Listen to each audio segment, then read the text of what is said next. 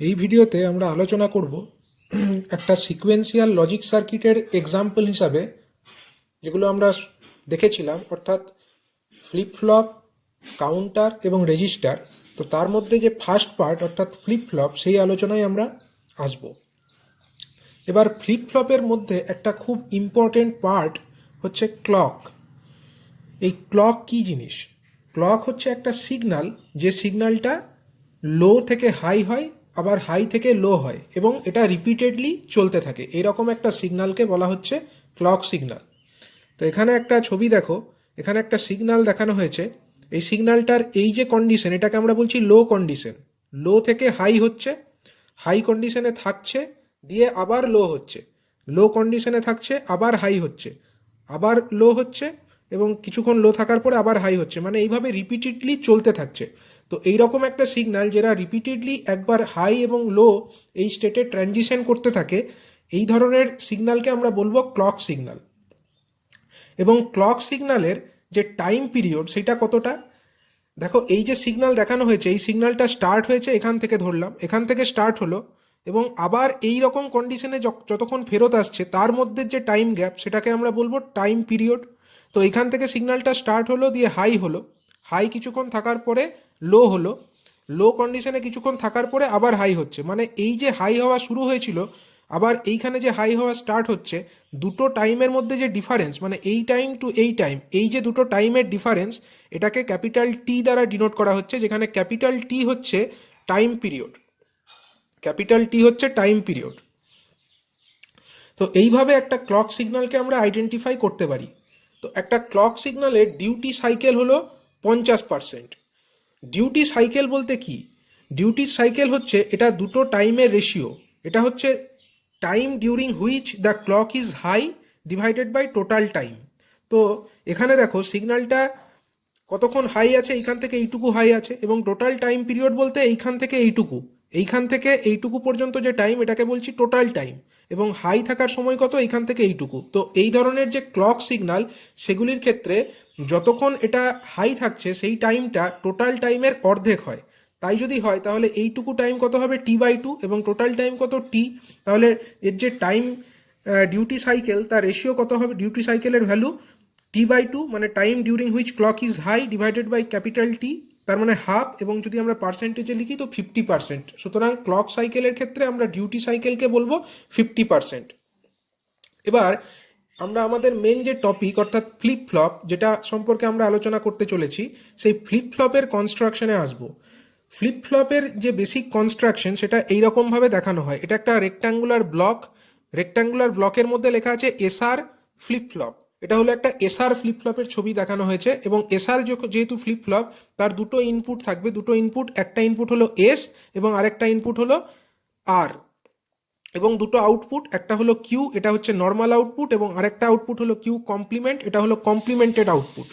তার সাথে সাথে এখানে দেখো একটা ক্লক সিগন্যাল দেখানো হয়েছে। এই যে সিগন্যালটা, এটা হচ্ছে ক্লক সিগন্যাল।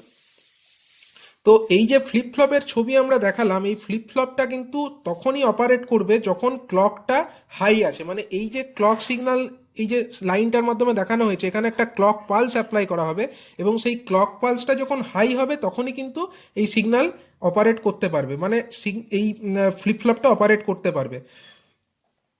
এবং আমরা এমনভাবেও এই ধরনের ফ্লিপ ফ্লপকে ডিজাইন করতে পারি, এমনও কিছু ফ্লিপ ফ্লপ হয় যেগুলির ক্ষেত্রে কি হচ্ছে না, যখন এই যে ক্লক পালসটা যখন লো থেকে হাই হচ্ছে, যেমন দেখো এই যে ক্লক পালস, এই ক্লক পালসটা লো থেকে হাই হচ্ছে কখন, এখানে দেখো, এখানে লো থেকে হাই হচ্ছে, আবার এইখানে দেখো হাই থেকে লো হচ্ছে। তো আমরা এই যে ফ্লিপ ফ্লপ, তাকে এমনভাবে ডিজাইন করতে পারি যে কিছু কিছু ফ্লিপ ফ্লপ এমন হয় যেগুলো ক্লক পালস যখন লো থেকে হাই হয় তখন অপারেট করে, আবার কিছু কিছু ফ্লিপ ফ্লপ এমন হয় যেগুলো যখন ক্লক পালসটা হাই থেকে লো হয় তখন অপারেট করে।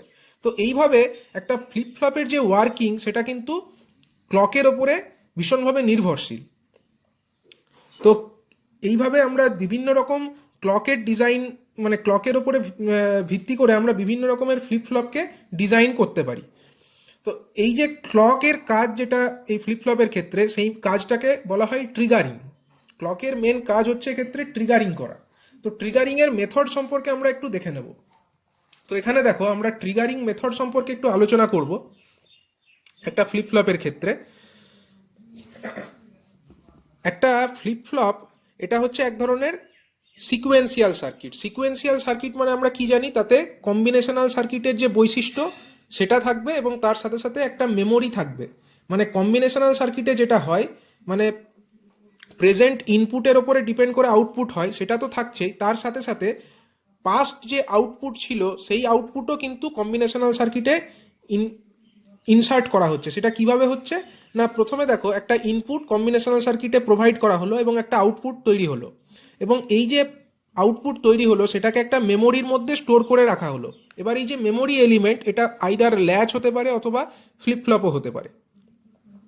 এবার এই যে স্টোর করে রাখা মেমোরি, সেটাকে আমরা একটা ক্লক পালস যখন অ্যাপ্লাই করব, তখনই এই মেমোরির মধ্যে যে স্টোর হয়ে থাকা এলিমেন্ট সেটা এখান থেকে কম্বিনেশনাল সার্কিটে ফিডব্যাক হয়ে যাবে, তার আগে কিন্তু যাবে না।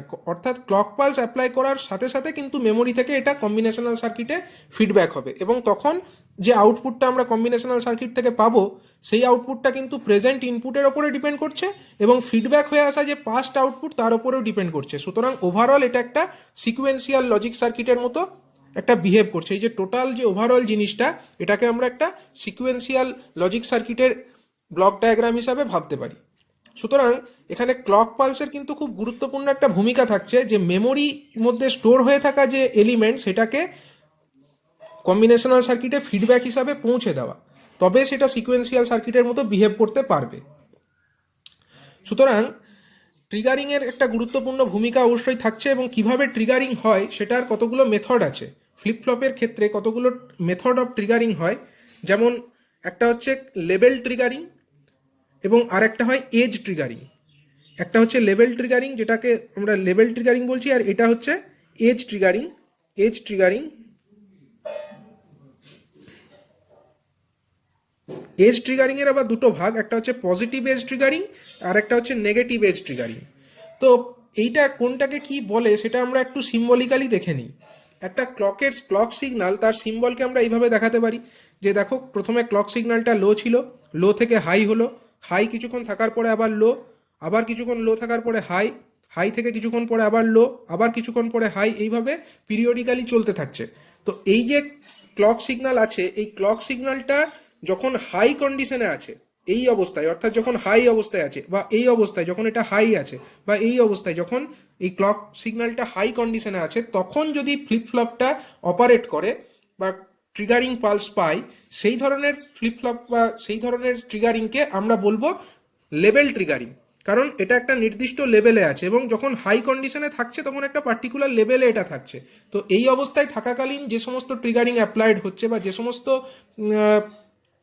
সার্কিট এই ধরনের ক্লক পালসের ওপরে অপারেট করছে, তাকে আমরা বলবো লেভেল ট্রিগারিং। আর এজ ট্রিগারিং কি, যখন এই ক্লক পালসটা আইদার লো থেকে হাই হচ্ছে অথবা হাই থেকে লো হচ্ছে, তখনও কিছু কিছু ফ্লিপ ফ্লপ অপারেট করে। সেই ধরনের যে সার্কিট তাকে আমরা বলবো, সেই ধরনের যে ট্রিগারিং মেথড তাকে আমরা বলবো edge triggering method. Edge, edge অর্থাৎ ধার। তো এইখানে দেখো ক্লক পালসটা এখানে লো ছিল, লো থেকে হাই হলো এবং হাই অন অবস্থায় থাকলো। তো লো থেকে হাই অবস্থায় থাকার সময় এই যে ট্রানজিশন, যেটাকে আমরা এই তীর চিহ্নের মাধ্যমে দেখাচ্ছি, কিছু কিছু ফ্লিপ ফ্লপ হয় যেটা এই ধরনের ট্রিগারিংয়ের ওপরে ভিত্তি করে অপারেট করে। মানে যখন ক্লক পালসটা লো থেকে হাই হয় তখন এই ফ্লিপ ফ্লপের আউটপুটটা চেঞ্জ হয়, ফ্লিপ ফ্লপের আউটপুটটা তখনই পরিবর্তিত হয়, বাট তখনই ফ্লিপ ফ্লপটা ট্রিগার্ড হয়। এই ধরনের যে ট্রিগারিং সেটাকে আমরা বলছি পজিটিভ এজ ট্রিগারিং, কারণ এটা লো থেকে হাই হচ্ছে তার জন্য এটা পজিটিভ এজ ট্রিগারিং। আবার অন্যদিকে দেখো এইখানেও লো থেকে হাই হচ্ছে, তার জন্য এখানেও একটা তীর চিহ্ন দেখানো হয়েছে, এটাও পজিটিভ এজ ট্রিগারিংকেই ডিনোট করা হচ্ছে। অন্যদিকে কিছু কিছু ফ্লিপ ফ্লপ এরকম হয় যেটা ট্রিগার হবে তখনই যখন ক্লক পালসটা হাই থেকে লো হবে। যেমন ক্লক পালসটা প্রথমে লো ছিল, দিয়ে হাই হলো, হাই অবস্থায় কিছুক্ষণ থাকার পরে আবার লো হচ্ছে। এই যে হাই থেকে লো হচ্ছে তার যে ট্রানজিশন, সেটাকে আমরা ডাউনওয়ার্ডস একটা অ্যারো দিয়ে বোঝাচ্ছি। তো যে সমস্ত ফ্লিপ ফ্লপ এই কন্ডিশনে ট্রিগার্ড হয়, অর্থাৎ যখন ক্লক পালসটা হাই থেকে লো হয় তখন ট্রিগার্ড হয়, সেই ধরনের যে ট্রিগারিং তাকে আমরা বলবো নেগেটিভ এজ ট্রিগারিং। তো এইটা example of positive edge triggering,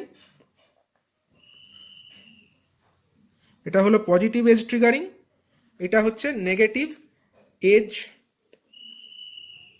triggering. Positive edge triggering এবং নেগেটিভ এজ ট্রিগারিং। আর এই যে এক্সাম্পলটা আমরা দিলাম, যখন ক্লক পালসটা হাই অবস্থায় থাকাকালীন ফ্লিপ ফ্লপ তার ট্রিগারিংটা হয়েছিল, এই ধরনের ট্রিগারিংকে আমরা বলবো লেবেল ট্রিগারিং।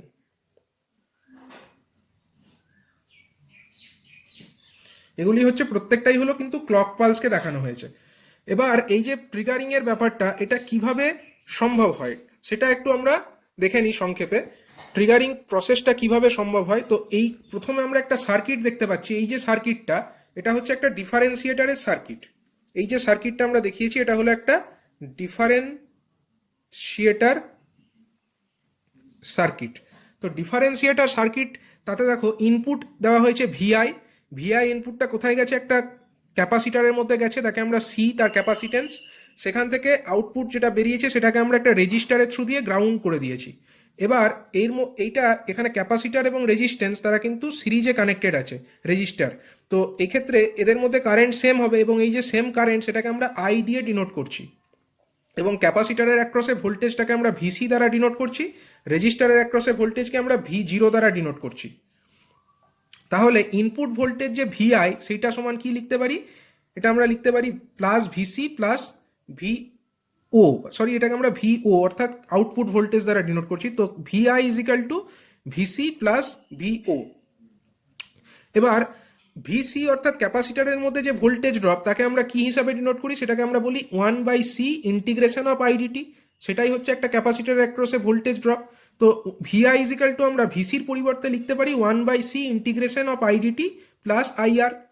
এবার যেহেতু এই সার্কিট, এখানে ক্যাপাসিটার এবং রেজিস্টার দুটোর ভ্যালুই হচ্ছে নেগলিজিবলি স্মল, তো আমরা এখানে দেখো 1/c আছে। 1/c মানে সি যদি খুব ছোট হয়, তার মানে এই ওভারঅল টার্মটা কিন্তু বড় হয়ে যাচ্ছে। এবং 1/i/r যেটাতে আছে, সেখানে যেহেতু আর এর ভ্যালু খুব স্মল, তো এই কারণে আমরা i/r এই টার্মটাকে নেগলেক্ট করতে পারি। মানে i/r এটা টার্মটা টেন্ডস টু 0 আমরা অ্যাজিউম করে নিতে পারি। তাহলে আমরা কি লিখতে পারি, এই যে 1 নম্বর ইকুয়েশন থেকে আমরা কি লিখতে পারি, আমরা লিখতে পারি VI nearly equal to 1/c into integration of IDT, যেখানে আমরা i/r এই টার্মটাকে নেগলেক্ট করে দিলাম কারণ ওটা নেগলিজিবলি স্মল। তাহলে ভিআই সমান কত হলো, ভিআই সমান হলো 1/c ইন্টিগ্রেশন অফ আইডিটি। এবার আমরা জানি এখানে যে কারেন্ট ফ্লো করছে রেজিস্টারের মধ্যে, সেটাই হচ্ছে আমার ভিও অর্থাৎ আউটপুট ভোল্টেজ।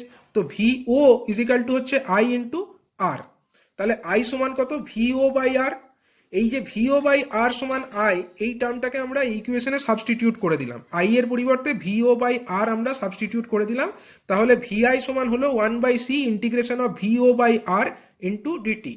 এবার দুদিকে যদি আমরা ডিফারেন্সিয়েট করে দিই, তাহলে এদিকে আমরা বাঁ দিকে কি পাচ্ছি, ডিভিআই বাই ডিটি, এবং ডান দিকে যদি আমরা ডিফারেন্সিয়েট করি কি পাচ্ছি, 1/rc, এটা তো কনস্ট্যান্ট, ইন্টু ইন্টিগ্রেশন ভিও ডিটি ছিল, সেটার পরিবর্তে ডিফারেন্সিয়েট করে আমরা শুধু ভিওটা পেয়ে যাচ্ছি। তাহলে ভিও যেটা পাচ্ছি সেটা হচ্ছে RC into DVI by DT.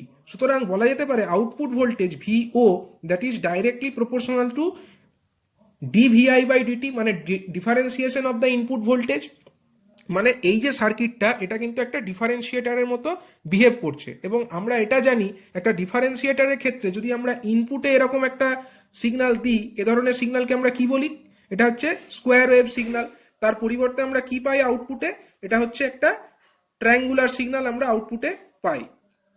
এই ধরনের সিগন্যাল আমরা আউটপুটে পাই যদি আমরা একটা ডিফারেন্সিয়েটারের মধ্যে এরকম স্কোয়ার ওয়েভকে ইনপুট হিসাবে প্রোভাইড করি। তো এবার এই যে সিগন্যালটা, এটাই হচ্ছে আমাদের ক্লক পালস। ক্লক পালস সিগন্যালও এই ধরনের স্কোয়ার ওয়েভ সিগন্যাল।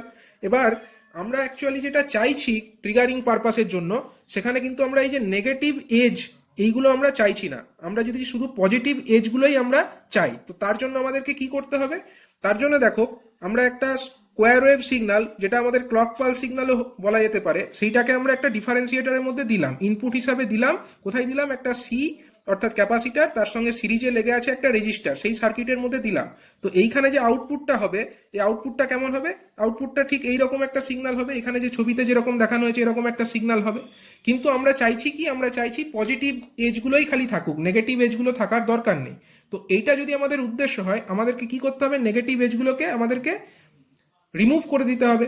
তো সেইটা করার উপায় হচ্ছে, আমরা এখানে যদি একটা ডায়োডকে লাগিয়ে দিই, একটা ডায়োডকে যদি আমরা লাগাই এবং তার আউটপুটকে যদি আমরা একটা আউটপুট হিসাবে নিই, তখন আমরা কি পাচ্ছি দেখো, তখন এই যে নেগেটিভ এজগুলো, তখন ডায়োডের ক্ষেত্রে ডায়োড যদি এইখানে নেগেটিভ এজ যখন আসছে, তখন এটা হচ্ছে ডায়োডের যে কন্ডিশন, ডায়োডটা কিন্তু এদিকটা পি সাইড এদিকটা এন সাইড, তাহলে পি সাইডে আমার নেগেটিভ ভোল্টেজ পড়ে যাচ্ছে, নেগেটিভ ভোল্টেজ যদি পি সাইডে পড়ে মানে ডায়োডটা রিভার্স বায়াস হয়ে যাচ্ছে। সুতরাং এই এই যে নেগেটিভ এজগুলো বা এই যে নেগেটিভ এজগুলো এগুলো কিন্তু এই ডায়োডটা এর মধ্যে দিয়ে পাস হতে দেবে না। সুতরাং ফাইনাল আউটপুট হিসাবে যেটা আমরা এখানে পাবো সেটা হবে এই রকম আউটপুট, এইটা হচ্ছে আমাদের ফাইনাল আউটপুট। সুতরাং দেখো এখানে কিন্তু কেবলমাত্র পজিটিভ এজগুলোই আছে, এখানে কিন্তু কোনো নেগেটিভ এজ নেই। তো এইভাবে আমরা একটা সার্কিটকে ইউজ করে পজিটিভ এজগুলোকে আমরা এক্সট্র্যাক্ট করে নিতে পারি।